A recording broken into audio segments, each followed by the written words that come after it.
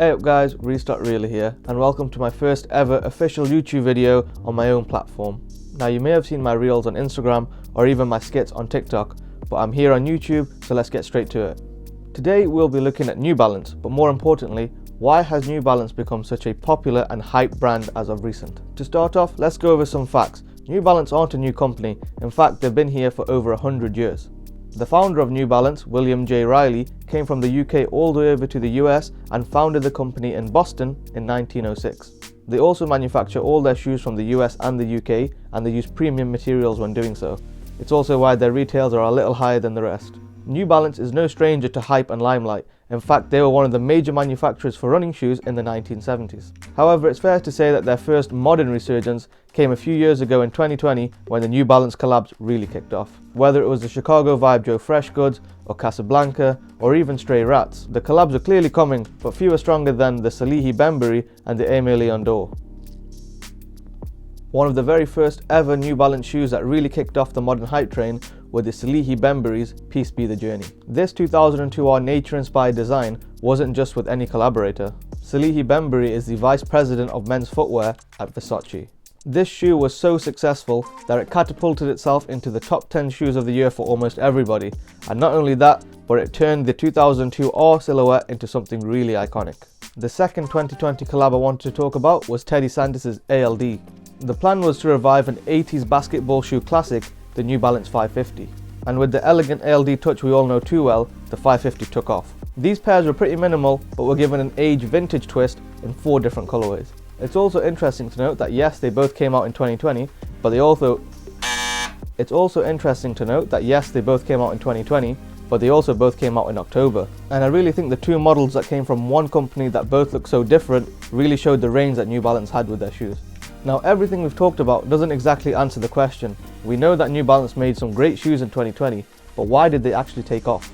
Now for any of you that can remember 2020 or even 2021, they were both the year of the dunk. Travis Scott's 2020 SB Dunk was almost unanimously the sneaker of the year, and from that came SBs and general release dunks week after week after week.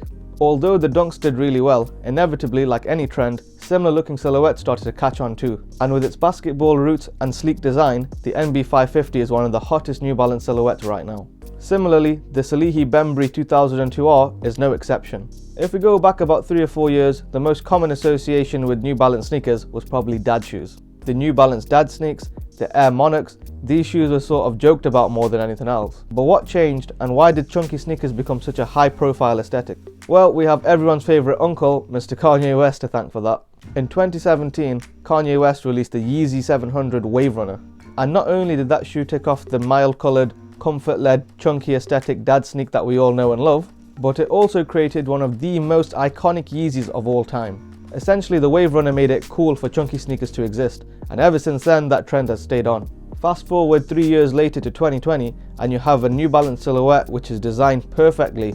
All it needed was an artist's touch to really set it off, and thanks to Salehi Bembury we got to see a fantastic shoe. This ripple-on effect of successful and clean collaborations continued, and it also paved the way for new collaborations and even new models to collaborate on. By giving themselves a perfect setup in 2020, New Balance had to carry this on in 2021.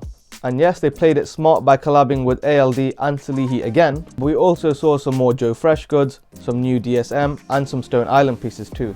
Not only that, but collaborators knew they had a certain formula for success with the New Balance models, and by following through, brands like Jown managed to make some really impressive 990 V4s and V3s. New Balance was smart enough to not just limit themselves to collaborator reliance. Instead, they created GR or general release versions of the New Balance 550, the 990s and even the 2002R. This ensured that whether people wanted the really high-end stuff or just good quality general release pairs, they had access to it all. It is true that the style of shoe and the timing of their releases really helped catapult New Balance to new heights. You really have to commend them for holding their own. During the COVID era, and especially in 2020, there was clearly a sneaker boom. People had more time to buy, sell, collect and everything in between. And it's also probably why people wanted to expand their taste and try new shoes such as New Balance silhouettes. But for the sneaker market to have plummeted how it has at the moment, and for New Balance to still be relevant, shows you everything you need to know. And in case you didn't know what that was, it means New Balance are here to stay.